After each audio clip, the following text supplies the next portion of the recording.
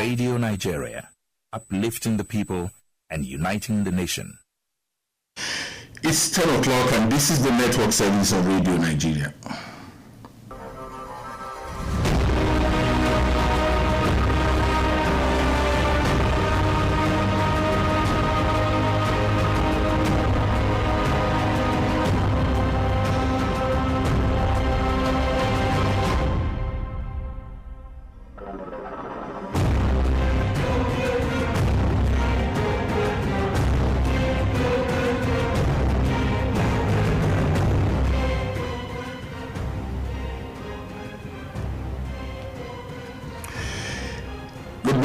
Welcome to another edition of Electoral Reform Hour on the network service of Radio Nigeria, your platform for thoughtful conversations on building stronger, more credible electoral systems in Nigeria. Last week, we delved into the issue of bridging the gender gap through electoral reforms, where our guests, Adora Onyechere Sydney Jack, Executive Director of the Gender Strategy and Advancement Initiative, GSI, and Zainab Abdul Rashid, Senior Program Officer, RAPA, helped us unpack the structural, financial, and political hurdles that continue to keep women at the margins of power. It was an eye-opening discussion on what it truly means to create space for women's leadership in Nigeria's democracy. This week, we are taking the conversation even further with the topic amplifying women voices. As the call for gender equity grew louder, we ask, what will it take to move from symbolic gestures to meaningful inclusion?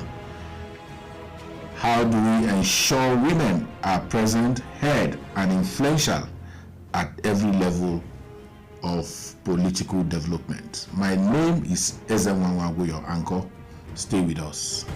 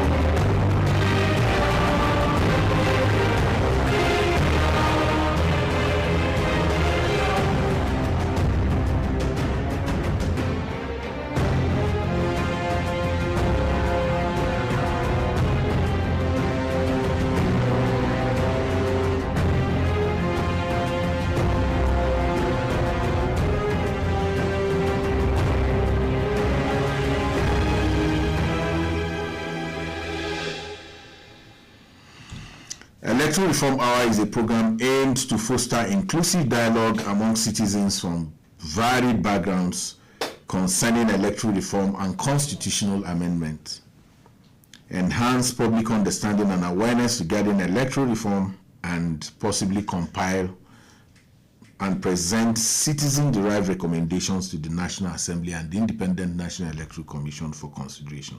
This program is brought to you by Peering Advocacy and Advancement Center in Africa, PAACA, with support from MacArthur Foundation. Across Nigeria, women continue to play instrumental roles in families, communities, and the broader society, yet their voices often go unheard in political and policy spaces, where key decisions are made. Despite their active participation in electoral processes and advocacy efforts, structural inequality, cultural norms, and limited access to resources still prevent many women from influencing outcomes that affect their lives and communities. The absence of women's perspectives in governance not only deepens the gender gap, but also weakens the quality of democratic representation. As calls grow louder for inclusive governance and gender-responsive reforms, the need to intentionally amplify women's voices becomes more urgent. How can we ensure that women are seen and genuinely heard in the political arena? What strategies, policies, and shifts in political culture are required to elevate women's contributions and leadership in shaping the future of our country? Joining us on the program to discuss this critical issue is Grace Ike. Grace Ike is the first female chairman of the Nigerian Union of Journalists, NUJ-FCT Council. In his 41 years history, with over 17 years of broadcast journalism experience, she currently works with Advocate Broadcasting Network, ADBN, in Abuja. Renowned for her expertise in legislative reporting, Grace has spent over a decade covering the House of Representatives and has held key roles such as the chairperson of the House of Representatives Press Corps and vice chair of the FCT NUJ Correspondence Chapel. She is respected gender advocate known for championing fairness, equity, and ethical journalism. Beyond the newsroom, Grace is actively involved in humanitarian causes and continues to inspire through her leadership in media industry. It's my pleasure to welcome you, Grace, to Electoral Reform Hour on the network service of Radio Nigeria. Thank you very much. A great program, I must say, and you're already amplifying voices of women, so kudos to you. Thank you. So let's cut the chase and go straight to our conversation this morning. By the way, I think it's also fair to just say congratulations. Thank you. Yes. Thank you. Yes, I know you had an epic fight in getting to where you are, but I hope there will be some time when we can talk about that. So as someone who has covered legislative proceedings firsthand, how will you assess the commitment of the National Assembly to advancing laws that promote women's political inclusion, gender sensitivity, and electoral reforms? Thank you very much. This topic for me is apt. And looking at the 10th National Assembly, there appear to be growing, participation and interest. I say so because the Speaker of the House of Representatives and the Deputy Speaker of the House of Representatives, Honorable Benjamin Kalu, who happens to be the chairman of the 1999 Constitution Review, is doing everything possible to see that that bill, when it comes to reserved seat for women, sees the light of the day before the end of their tenure. But like we know, but for some challenges, obstacles like structural and cultural barriers, we have seen decline in the National Assembly, particularly the 10th National Assembly, where we have just 4 female lawmakers in the Senate, and we have 16 lawmakers in the House of Representatives, which is a decline from the 9th Assembly. In the 9th Assembly, we had 8 in the Senate and 13 in the House of Representatives. So it goes a long way to say that rather than... So while we grew in the Senate, yes, we fell in the House. Yes. So rather than growing further, we're actually declining. And this decline represents a number of, let's say, 2.7% in the Senate and 4.7% in the House of Representatives, compared to some international countries, just like Rwanda, that is, championing this course with 61.3% so far. And for me, it is not a step in the right direction. It is quite discouraging, knowing that we are the lowest when it comes to sub-Sahara Africa countries, and that shouldn't be so for Nigeria. So I believe with the course and champion for reserved seat for women in the National Assembly, the 10th National Assembly will do us well and good to see that we have more women representation in the National Assembly with the 1999 Constitution review process ongoing. It has gone through first reading, second reading, and we are with third reading, and then assent from Mr. President, and it becomes a law. So for me, it is a step in the right direction for now, because I recall when the now Minister of State for Productivity, Honorable Kiruka Onyejocha, did all she could. That was in the 8th Assembly to see that that bill saw the light of the day. But we were there, we covered that proceeding that particular day, and we saw where she was moving from one particular seat, trying to lobby her fellow lawmakers, but it did not see the light of the day. But with the current National Assembly now, even that from the Senate angle, the President of the Senate, Senator Gospel Akpabio, we are looking forward to that bill becoming law before the end of the 10th National Assembly. Excellent. I know that with 10 years in the bag for you reporting the National Assembly, you'll be privy to bills. Are there any bills currently that in the National Assembly that holds the greatest promise for amplifying women's political voices? Yes, the bill for special seat for women, like I earlier said, it's gone through first reading, second reading, and awaiting third reading, and then the asset from Mr. President. And that particular bill, it will make the Senate a special seat in the House, one special seat in the House. We also have one special seat in the Senate and the Federal Capital Territory. So when that is done, you have a total of 74, and then also 3 special seats in state houses of assembly, and giving us a total of 108. So if we have this on ground, of course, it will go a long way too, and then implementation also remains a major area that we have to look into. So with this special seat, when passed, obviously political parties, obviously we have stakeholders, a lot of people who are talking about amplifying women voices when it comes to representation, and particularly the National Assembly will definitely have a new leaf. It will give us a heave of, we'll heave aside of relief. And I believe that special seat will also go a long way to address some of the issues we have on ground and some of the challenges, like I earlier said, cultural challenges, discrimination, intimidation. But this particular bill is saying you are leaving it for women no matter what. That is a special seat, reserved special seat for women, both in the House, in the Senate, and in the state houses of assemblies. How will it make you feel wouldn't it create a sense of tokenism that this was given to you people? You didn't, this is something. Are there no ways we can get the political parties who to be able to ensure, for instance, that when their party tickets are 50-50, so that you have women representing political parties in contest? Because the special seat, in my view, is the way it's being couched as a silver bullet in resolving the gender parity it seems to be a short-term thing. Yeah, that's why the law reform comes in here. If we have the Electoral Reform Hour laws where it is mandatory for a political party to have this number of women representation for that party for say, and not just winner takes it all. If it is 40% that you have, you're turning in 40% vote. You also have women who, in that vote cast, who will be candidates for that particular political party. Yeah, while I think the National Assembly came up with the representation of a special seat, is in the event you have instances where some political parties, or you see where people say, because of my culture, a woman is not meant to go into politics, because of this, you're meant to cook and that, the rest of it all. And it is reserved, okay, not for any man at all. So we have that lacuna there. Who will fill that position?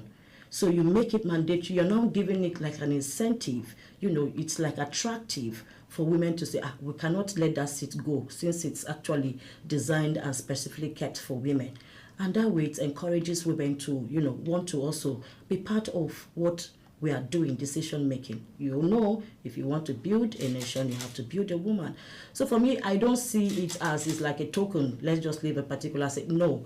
Now, this reform must also ensure that INEC must make it mandatory that we have political parties that are must dedicate a certain percentage for women's seat for candidates. Let's say 35 to 50. Yes, we've been clamoring for 35%.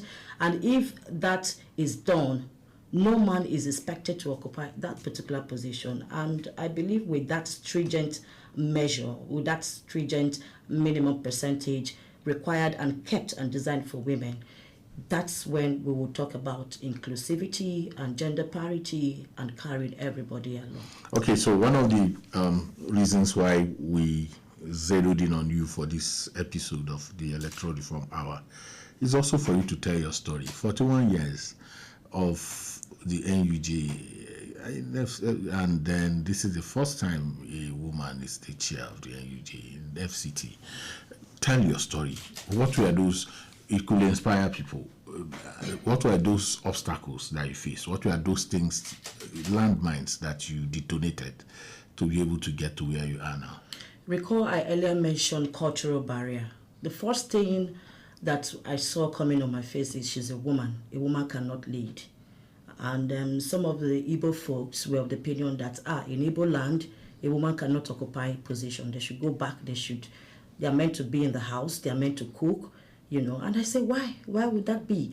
We are talking about the 21st century. We're talking about reserved seat for women. So journalists, we have to start with us. Charity begins at home. So that was one hurdle I fought hard. Aside that she's a woman in Igbo land, they don't let women to. I said, what about the likes of Ngozi Okonjo-Iweala and others? So why will you say a woman will not lead? And the other aspect was she's not experienced, so she cannot handle, she cannot, cater for people. She cannot, the number of experience she needs to run the union, she doesn't have it. And I said, what do you mean by the experience?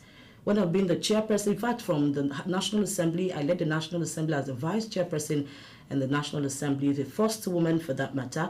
And then I became the first also chairperson in the National Assembly for good 4 years. In fact, if you saw me together, it was up to 5 or 6 years, when legislatures actually make bills. So we were also there to, learn from what they were doing, and coming out from that space and going into the media space. I mean, when you talk about politics, I saw a different game entirely. But notwithstanding, they had their own selfish interest because they feel they have a particular person they want to front. So for me, it was not about the experience. It was about we decide who becomes who in the scheme of things when it comes to position. So clearly, listening to you, it then means that this cultural barriers, they are all deployed in the service of evil, not necessarily because there are really cultural barriers that limit anybody. Now you are in the saddle, and by being the chair, I suppose you're also now a member of the NEC of the national. You can attend NEC. We have a first female national deputy president. No, I understand that. Yes. So now the NUJ code forbids bias reporting. Yes. And so you are in the saddle, you have your woman as deputy national president. How can the union enforce penalties on media outlets that portray female candidates as either inexperienced or not having the war chest, as we say in the country? And so what are you going to be emphasizing appearance over policy? Well, the NUJ, we do not, we discourage bias when it comes to reporting. And we also have our rules and regulations. We have the ethics committee, which we also have in place. And most times what we do is when we have issues or areas that, gray areas that we feel and know that it is not going down well, there's need for us to draw or summon such person or individual or media houses, just to let them know that our aim is to promote ethical journalism, reporting what is not right when we know that there's need for us to amplify the voices of women and you're going otherwise. So you must be sure in what you're writing out. Responsible reportage, investigative reportage is what we promote to make sure that your story is balanced, is fair, to make sure it is accurate. So we are also trying to create that awareness. In fact, I am going to champion a program very soon that has to do with, promoting women in the media space to occupy positions. I'm saying so because even when I left the house, I felt, let's see a woman also take up this position as the chairperson, but they were all running away, but to take over from you. Yes, but interesting, not to take over, but show interest. They were not showing interest at all. But it will also interest you that the person there is also doing fantastically well. So another thing is having someone who will take over from you, your successor, who is doing well to make you proud. So we are doing all we can to discourage bias reportage when it comes to amplifying the voices of women and make sure your story story is balanced, make sure it is such that will, build and not to divide, make sure it is such that we promote the national unity, make sure it is such that will also bring about more women participation in the political scene when it comes to the media landscape. So for us in PAACA, we're big on amplifying the voices of women, and then so we're looking at what concrete measures is possible to bring media, independent National Electoral Commission, and together, and civil society, or the coordinated efforts, to ensure women's voices are heard in candidate selection. What concrete mechanism do you think we can develop? I think we should promote joint strategy dialogue between civil society groups, the Independent National Electoral Commission, and the media. Let's continue to have a dialogue session, advocacy group, continue to have, we already have situation room. We need more programs and collaboration. The synergy should be there. The civil society is already doing well. They are doing the best they can. But I also believe that whatever you do, there's still room for improvement. INEC should also be part of this strategy dialogue to see how we can work together, to see how we can speak with one voice and promote advocacy for women in the political scene, not just there, particularly the National Assembly, where we have Uganda taking the lead. So for me, joint situation room is necessary. We must also promote mutual accountability and ethical standard by lodging and enforcing joint codes of conduct for the media. The media can also play a powerful role in other areas, talking via local language programs, just like what you're doing here. The program is aimed at amplifying the voices of women. So let's have some of these programs that will also, reach out to the rural development, reach out to local communities and see how to carry everyone along, particularly in local languages where we can speak to the people directly. Traditional rulers should also be involved. Let's see how we can address the issue of cultural barriers when it comes to participation in politics, particularly for women. So grassroots sensitization is necessary. We must also do all we can to see how we can highlight the role of mobile journalism. Anywhere you are, you report very well. But overall, there's need for advocacy, there's need for collaboration, there's need for synergy between the civil society group, INEC, which is the electoral umpire, the media must also come together. So that stakeholder summit should be a routine one. It should be on. Yeah, something like that exists in silo. INEC is talking to civil society, talking to media, talking to political parties. Your novel idea of joint strategy conversation, it's helpful.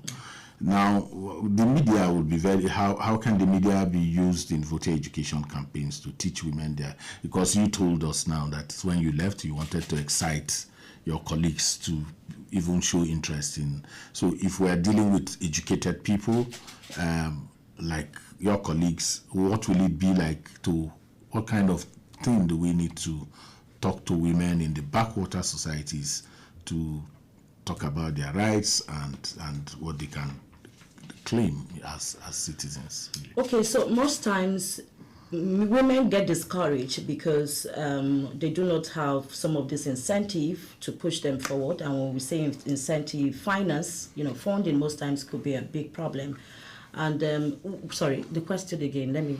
No, I'm talking about your colleagues, your own colleagues, educated people are not excited about, you wanted to excite them to even show interest in, in participation at the correspondent chapel and not at the legislative, I'm talking about in the communities, in the backwater communities. Women are there. What can we do through voter education to, that are women targeted? What can we do to get them to claim their rights? Let's have more empowerment programs. There are women who are interested in coming out. They want to vie for certain positions. Yeah, funding is a problem. So if you do not have that direct access to give them funds, you can empower them. Because if I'm happy and my state of mind is okay, I tell you, I will be willing to come out to want to contribute my quota.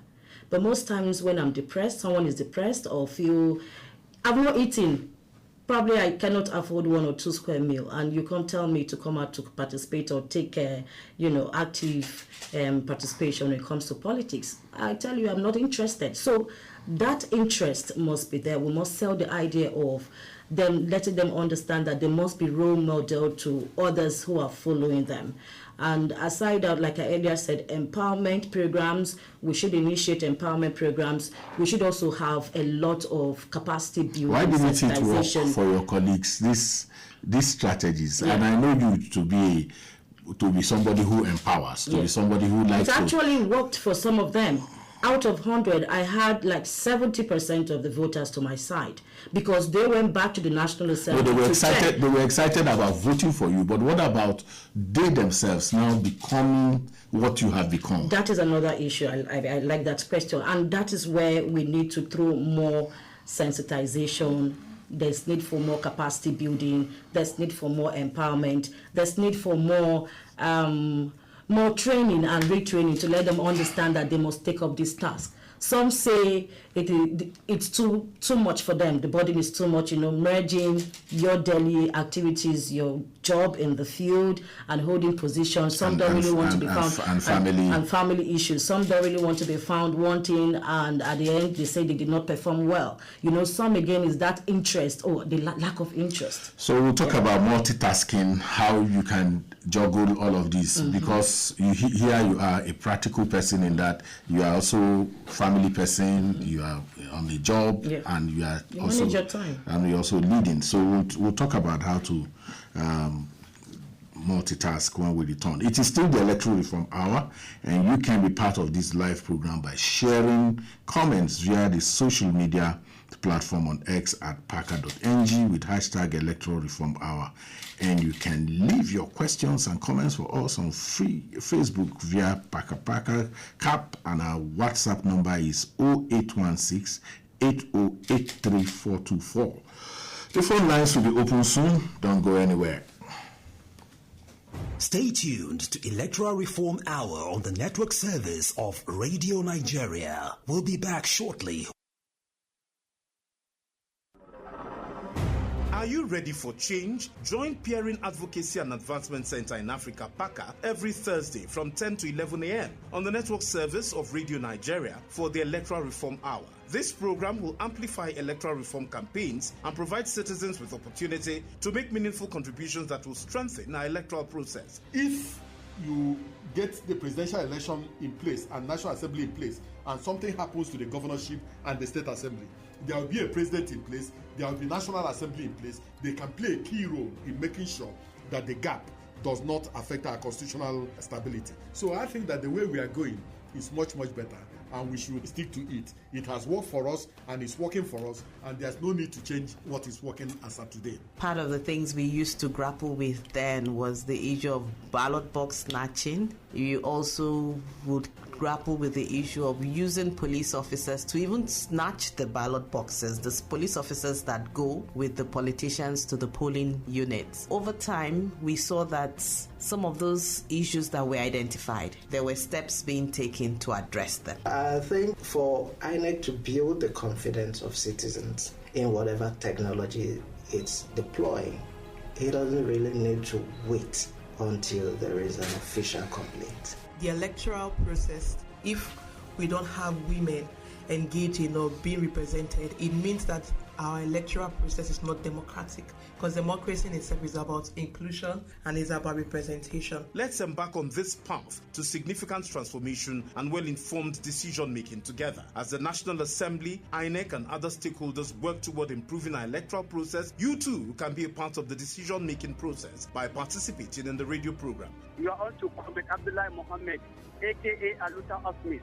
I'm calling for Bida Local Government Area Council of Niger State. I want to ask if a non-INEC staff is found with EC8, that is INEC original result, filled before the conduct of election, what will be the penalty of such non-INEC official? My name is Mr. Zion. I'm calling you from Bayelsa State. When it comes to elections in this part of the world, we are not sincere to ourselves. We are so hypocritical and we are so criminally minded. You don't see the sincerity in us. You don't see the patrioticity in us. If Big Brother Nigeria can conduct election electronically to get their winner, how come Nigeria as a country, we cannot achieve the same results? Let us go back to the normal form, where you come with your paper. The community is here. They can see my face. They can see my picture. You tick me, I go straight to the voting system. Let us learn to save the money we don't have in this country. My name is Isaiah calling from Abuja. The other day, we were looking at the website of the current political party that is leading in the country, and then we found out that on the part that states their vision and mission, there is nothing pertaining to a particular vision that holds the party together. And then it's beginning to look like in a political party system that most political parties are just a conduit fight for leadership positions, which is not what we see in other clients in other countries. I'd like to hear what the guests in the house will have to say about this. Remember, democracy is for the people. Let your voice be heard. This message is brought to you with support from MacArthur Foundation. PAACA, making democracy work for the people.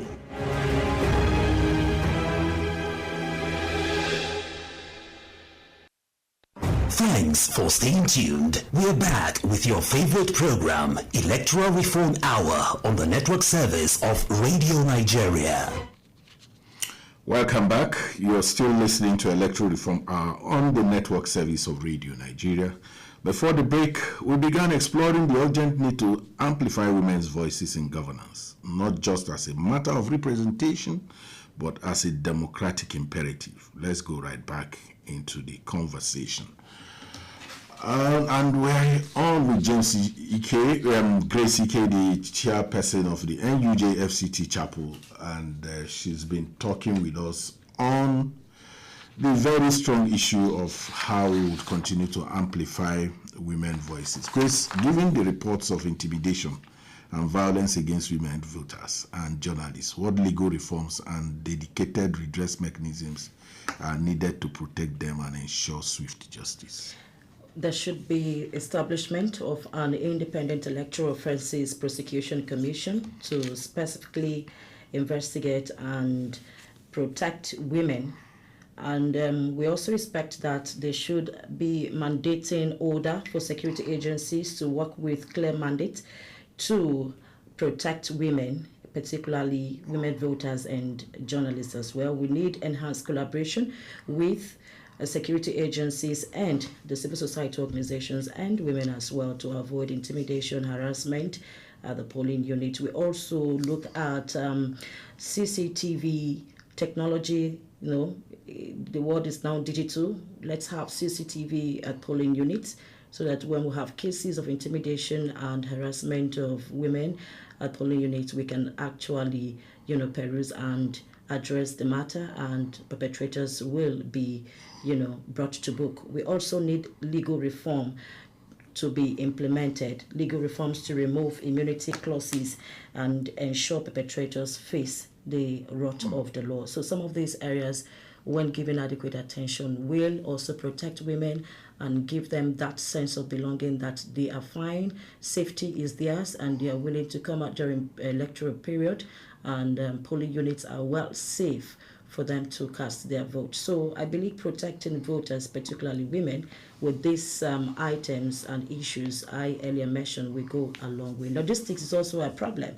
So, but I'm also of the opinion that most INEC provide polling units close to where we live, but if we also have individuals, philanthropists who are willing during electoral periods like these, civil society organizations, they want to actually assist in one way or the other when it comes to logistics for people to go to their polling units, despite having finance as a problem, it will go a long way. But above all, we need to enforce legal reforms. That's the special quota for women for reserved seats. Okay. I'm just hoping that the phone lines are going to be working All right. Do we have someone on the line? Hello. Good morning. This is Electoral Reform Hour on the network service of Radio Nigeria. Can we meet you? Hello. Good morning, everyone. Good morning, sir.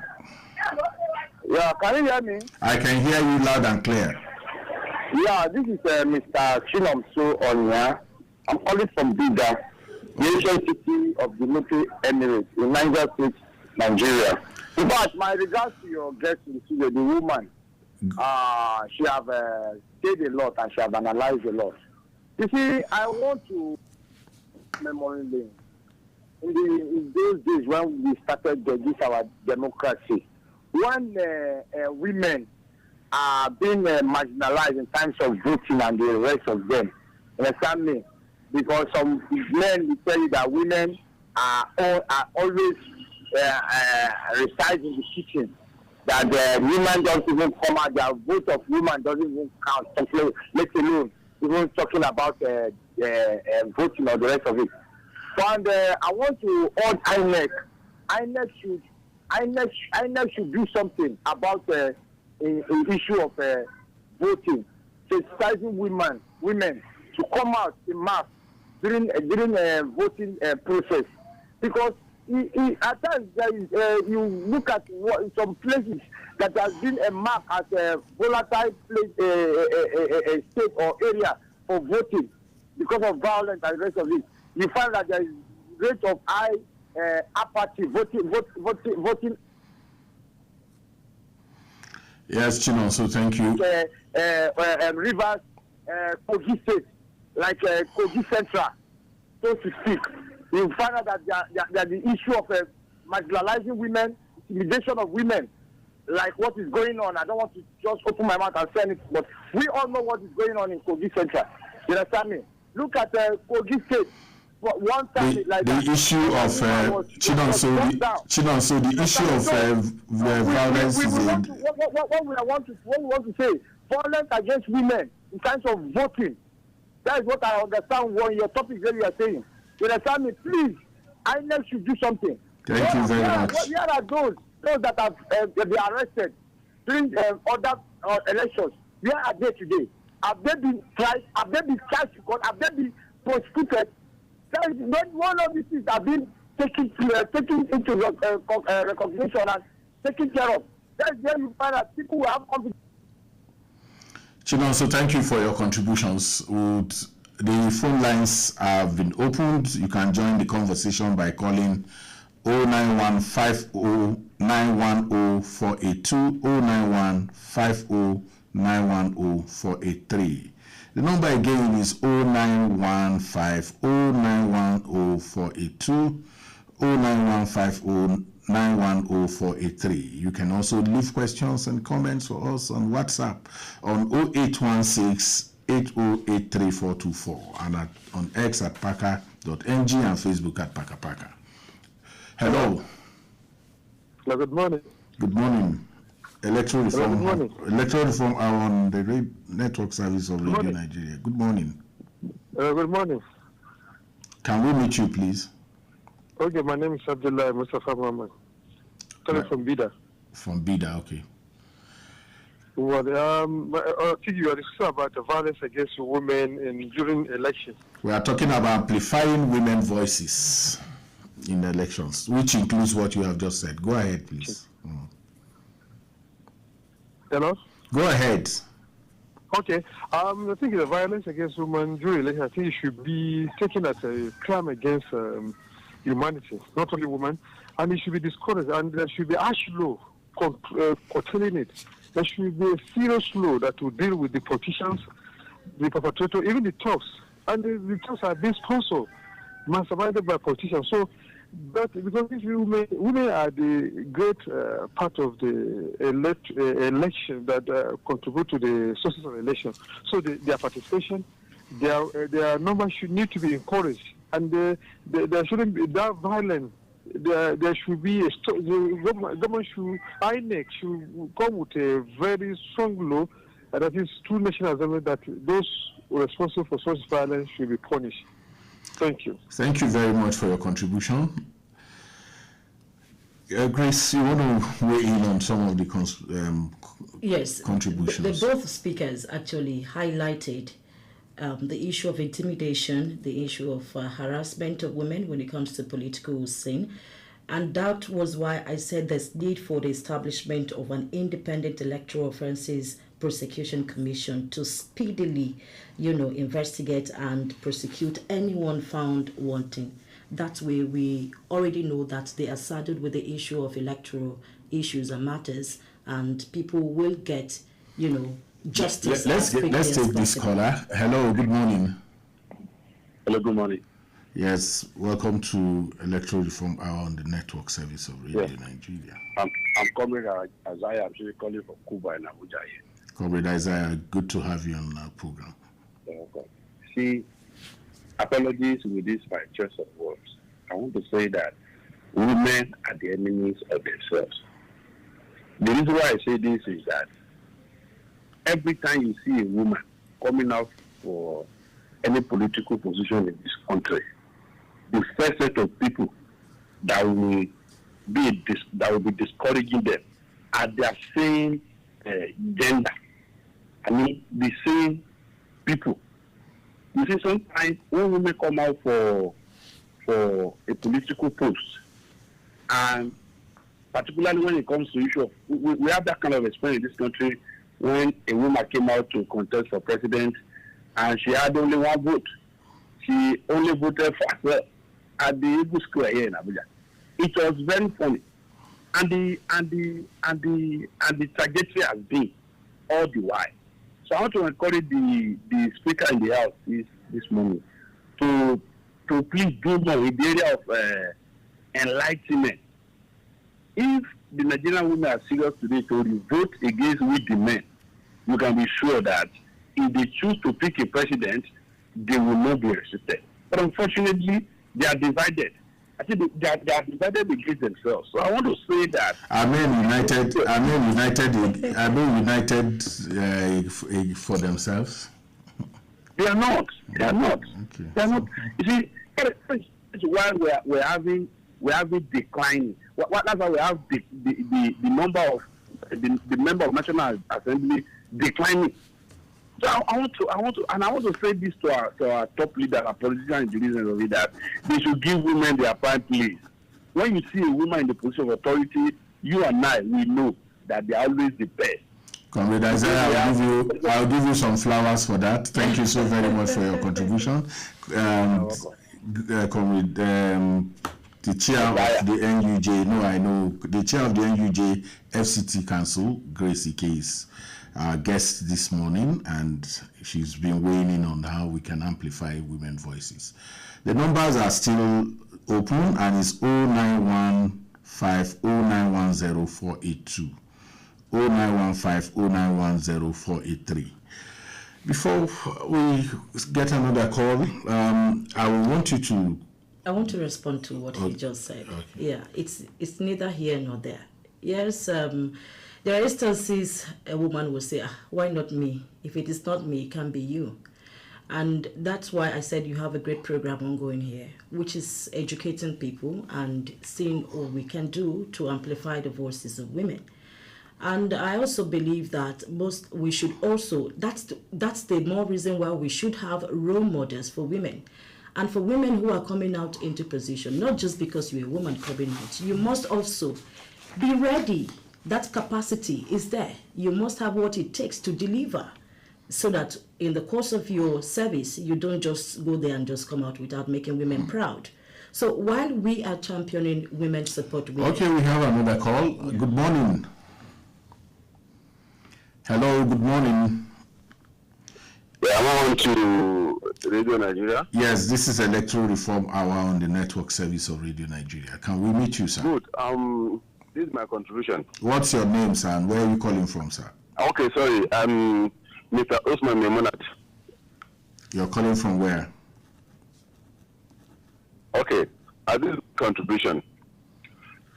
I'm not against women contesting, but anything that is natural is far better than artificial. For instance, The air we're breathing today is more better. We need it more in our body than the oxygen in the hospitals. Even though the oxygen in the hospital is more costly than the air we're breathing. So if women did not go by what nature asks them to do, they will keep on seeing this harassment. They have that responsibility naturally that they're supposed to carry out. I'm not against them contesting, no. But they should look at what is meant to them naturally. What their responsibility. It will bring we up so that we'll be good leaders. But by the time you are supposed to produce, if you want to produce good people, you want to become the product of yourself. Then I have a problem. Oh, yes, so, but women have forgotten that.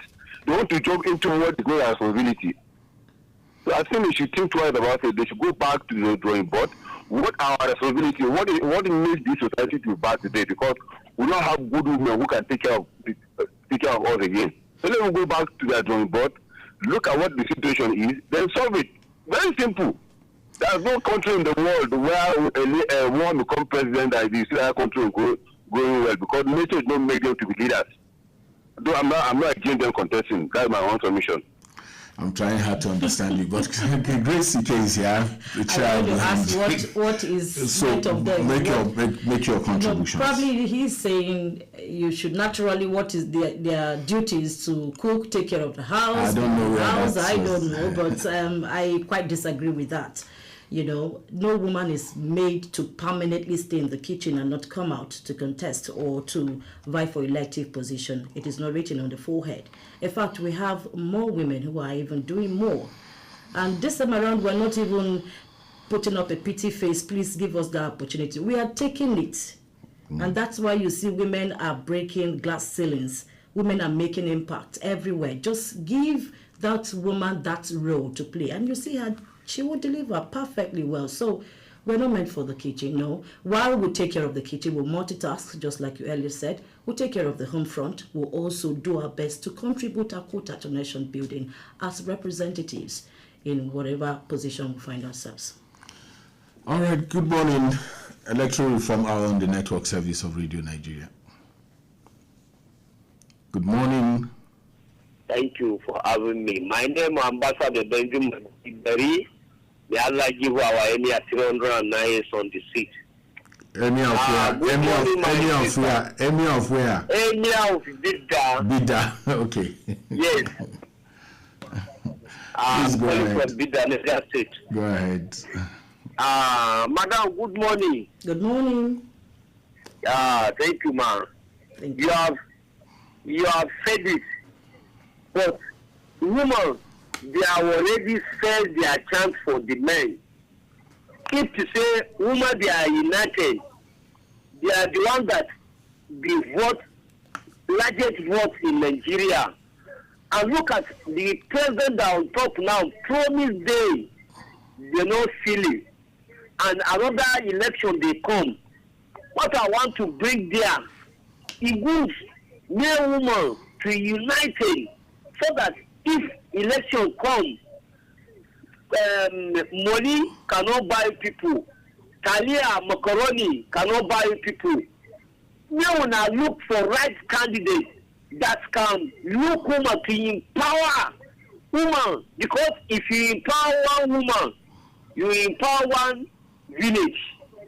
I hope you people will do that. And man should be give woman chance 2027 so that you will see anything man can do, woman can do better. God bless Nigeria. Still be Ambassador thank you for your contributions. Grace, financial constraints limit many women from running. What legislative or administrative reforms are needed to guarantee equitable access to campaign funding, training grants, and logistical support for female candidates? How did you do it in your own small space? In my own small space. Okay, there's no small election. If you want to think just this local government or this association or union, there's no small election. But just like what the last caller said, it's not all about money. Your past record will speak for you. Your character will speak for you. Your capacity will speak for you. How good you are in the society will speak for you. These are some of the attributes we have. And I earlier said, for us to see that we have more women participation, let us have incentives. The public funding to gender parity performance by reducing funds for parties that do not nominate enough women candidates. Capacity building programs is also quite encouraging. Before I had my own contest, I was doing everything possible to, bring programs, like organize them together, speak, let us talk about women, we need to support. In fact, prior to the International Women's Day, I had a platform where I brought women together and we celebrate International Women's Day. I give them this sense of belonging that I'm actually going for a position and I need their support. Those who believed in me actually supported me, they backed me, just for few. And it is normal. A situation where everybody loves you 100%, there's problem. And that's why you see opposition in everything you do. If you do not have an opposition party, you will not be spurred to do more. But funding remains a very vital problem and issue. So we want a situation whereby nomination forms for a particular seat reserved for women should be reduced to the barest minimum. And then see how you can also have a stringent measure for a particular party to make sure that funding goes to a party that accommodates and talk about women inclusion and inclusivity for that particular party. If you do not follow the rules, just like the legislative reform we are yearning for, that means that party shouldn't be given any funds at all. So money is not everything. Your character matters most. If my record in the past was bad and I come out, I tell you, they will go back to dig your story. And how you go about it to redeem your image, it will be difficult for you. So it's also a clarion call for every woman out there who is aspiring to go for one position or the other to please ensure that you start building your house today. Tomorrow might come and they will go back to your record of yesterday to see whether you're fit to be assisted, to see whether you're fit to occupy any position, irrespective of funding. I think that's the most important thing to note. Well, on the home stretch, I know you as a journalist and also NUJ leader. What three key reforms or practices do you believe must be in place by 2027 elections to meaningfully amplify women's voices? Okay, we must ensure the passage and implementation of the special seats bill, mandatory for political parties. That quota must be mandatory, and we should try to reach and to surpass Rwanda, who has 61.3% female representation when it comes to the parliamentary aspect of it. Aside that, we must also make sure that the media is accountable when it comes to reportage. Make sure your reporting is balanced, make sure it is fair, make sure it is accurate, because how you go about reporting a female candidate can tell if the male folks would want to follow or if the female folks would want to follow suit as well. So, and another one is to ensure that we have party reforms that will support special seats and reserve special seats and more women participation. If we have party reforms, internal party reforms, it will go a long way for us to bridge the gap when it comes to women representation in politics and also at the National Assembly level. But above all, we must ensure the passage and implementation of the special reserved seat bill in the National Assembly, which has scaled through first reading, second reading, and is waiting third reading and assent from Mr. President. The first lady, Remi Tinubu, is strongly behind women representation at all level, even at the National Assembly, having, being a senator in the House. Same with the Speaker of the House of Representatives, Right Honorable Tajuddin Abbas. Same with the Deputy Speaker, who is currently the chairman of the 1999 Constitution. So they must do everything to see that in their tenure, the 10th National Assembly, the bill concerning reserved seat and then quota aspect of it, quota seat for women participation in politics, is passed and enacted into law. I don't know if you followed the debates around whether elections should be held in one day or we should still maintain the current pattern that we're using. Whether you also have followed conversations about the need for diaspora voting and inmates and such other, electoral reform issues that are on. In just 1 minute, can you, share your thoughts on that as we begin to wrap up the program. Okay, let me start with diaspora voting. They contribute to the society, national development of Nigeria, so that right should not be denied. But how we can go about it to see that they do not hijack the process is another area. So we must be ripe for that. But as for allowing persons in the diaspora to vote, it is their right, provided they bring in chunk of what they bake there and contribute in terms of infrastructure development to Nigeria. Why not? They should be given that right. And then for inmates as well, they are Nigerians. Yes, they are there for because of one reason or the other. If we can actually do it peacefully and make it, in such a way that it is not hijacked as well, of course, they should be given that right to vote. As for holding election in one day or not, I'm indifferent about it. Excellent. Very special thanks to our guest, Grace CK, Chairman, NUJ-FCT Council, for joining us on this program today. To our dear listener, thank you for joining us on this edition of the Electoral Reform Hour, brought to you by the Peering Advocacy and Advancement Center in Africa, PAACA, with support from MacArthur Foundation. Our engineers and studio manager today are straight up Onebuchi Nwawe and Joseph Wagji, and ICT personnel are Anne Okeke and Lawrence Oli. Studio manager is Uche Nebeli and Joshua Floyd. Producers are Ondohemba and Joy Ubi. Hussein Akila MNI is the supervisor of the program. Facilitating crews are Jeremiah Mbume and Grace Abu. The conversation, we especially appreciate the contributions of our funders, MacArthur Foundation, and the conversation continues next week, Thursday, same time, same station. My name is Ezen Mawagwe, anchor saying, have a good day. Bye for now.